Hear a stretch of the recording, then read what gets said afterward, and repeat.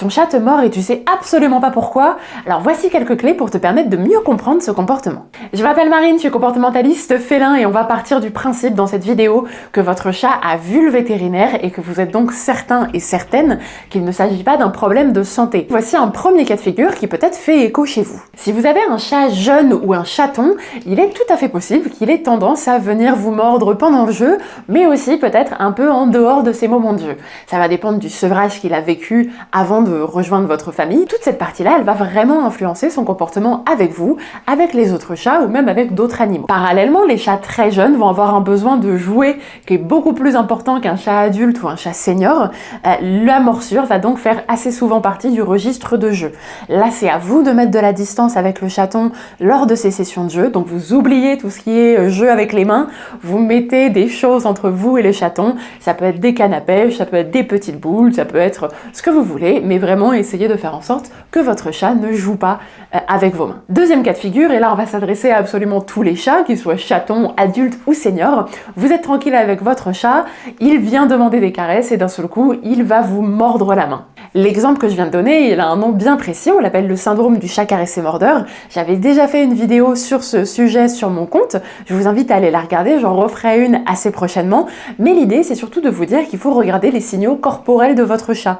Si vous voyez que votre chat a tendance à baisser les oreilles, à avoir les pupilles qui se dilatent petit à petit, à avoir la queue qui bat de gauche à droite, arrêtez dans ce cas-là d'être en interaction avec votre chat, arrêtez de le toucher, laissez-le tranquille et vous verrez que vous allez éviter pas mal de morsures. Troisième possibilité, une redirection d'agressivité.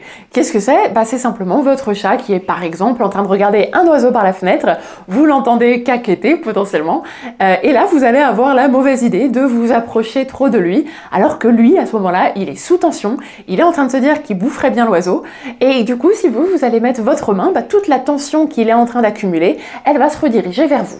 Donc si vous êtes dans ce genre de situation où vous voyez que votre chat est occupé par autre chose, que ce soit un oiseau, un autre animal, une situation bien particulière, et que c'est vous qui allez prendre derrière la morsure, on appelle ça une redirection. Il n'y a aucune raison de s'inquiéter à proprement parler, mais d'une manière générale d'ailleurs il n'y a pas vraiment de raison, mais là vraiment on est sur simplement vous qui êtes intervenu au mauvais moment. Bien entendu, là je viens juste de citer 3 exemples, mais des conduites agressives peut y en avoir dans énormément de cas qui peuvent être liés à beaucoup de choses. Donc si ça ne fait pas écho à ce que vous avez vécu, n'hésitez pas à passer par le lien en bio. Vous pouvez m'envoyer un message, moi je répondrai dans les 24 à 48 heures, ou sinon vous avez aussi la possibilité soit de réserver un appel gratuit avec moi, donc vous passez aussi par le lien en bio, vous me laissez vos coordonnées avec une petite phrase sur la situation et je me charge de vous rappeler, on discute un petit peu de ce que vous vivez et je vois comment vous aider.